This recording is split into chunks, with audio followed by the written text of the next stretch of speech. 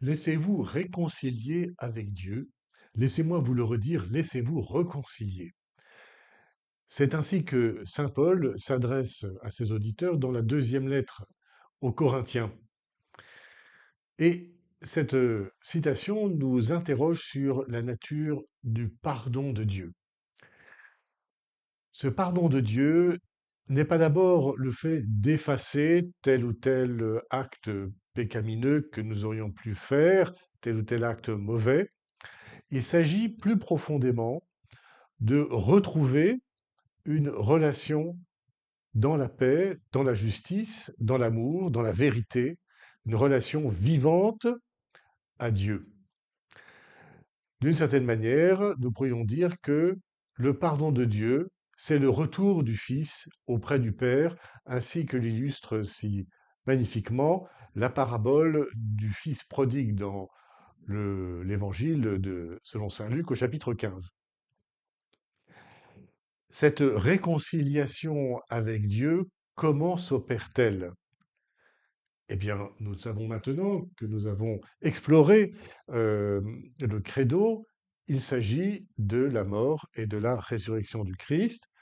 Plus largement, il s'agit du Christ, vrai Dieu, vrai homme, qui vient rejoindre les hommes tels qu'ils sont, marqués par la mort, la violence, le mal, le mensonge, de venir les rejoindre dans cette condition humaine profondément blessée, pour ouvrir avec le Père, avec Dieu son Père, un passage nouveau, une Pâque nouvelle, pour leur retour au Père, retrouver leur origine profonde d'enfants bien-aimés du Père, créés à l'image et à la ressemblance de leur Père.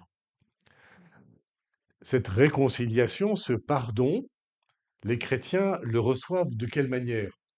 Nous le savons, pour être unis à la mort et à la résurrection du Christ, non pas seulement symboliquement, mais réellement, faisant de notre propre vie et de notre propre mort un passage, une actualisation de cette mort et de cette vie et de cette mort du Christ, rendant vivant dans notre vie et dans notre mort les mystères du Christ, on pourrait dire christifiant notre vie d'une certaine manière, eh bien c'est le baptême.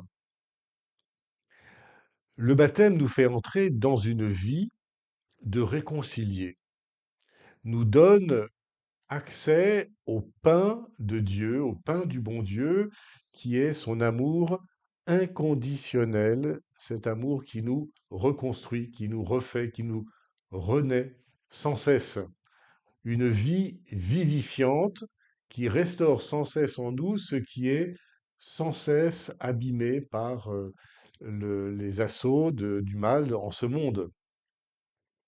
Alors ce pain de vie, nous le recevons dans l'Eucharistie, nous le recevons dans la parole de Dieu et nous le recevons dans le sacrement de réconciliation. Faisons de nous des témoins de cette réconciliation de Dieu avec tous les hommes. Non pas que nous-mêmes nous l'avions mérité plus particulièrement, personne n'a mérité le baptême, le seul qui mérite notre salut, notre baptême, c'est le Christ, qui l'a payé du sang de sa vie sur la croix. Il l'a mérité à notre place, d'une certaine manière. Nous n'avons, nous, rien mérité du tout, mais en accueillant le baptême, nous accueillons le don gratuit que le Christ fait de sa vie pour sauver ses frères et sœurs en humanité. Et nous-mêmes, nous faisons témoin de cela auprès de tous les hommes. Dieu nous ouvre un passage nouveau pour revenir à lui. J'en suis gratuitement le bénéficiaire. Pourquoi est-ce que toi, qui ne connais pas encore le Christ, qui n'est pas encore baptisé, pourquoi est-ce que toi, tu n'en bénéficierais pas, puisque le Christ l'a fait pour toi, et que je l'ai reçu, non pas parce que je suis meilleur que toi, ou parce que j'aurais plus de mérite que toi, non, je l'ai reçu moi aussi gratuitement, alors reçois-le aussi gratuitement, ainsi que le dit saint Paul dans sa première lettre aux Corinthiens au chapitre 15, ce que j'ai reçu gratuitement, je le transmets, je le donne gratuitement. Telle est la mission du chrétien, se faire les ambassadeurs de la réconciliation de Dieu avec toute l'humanité.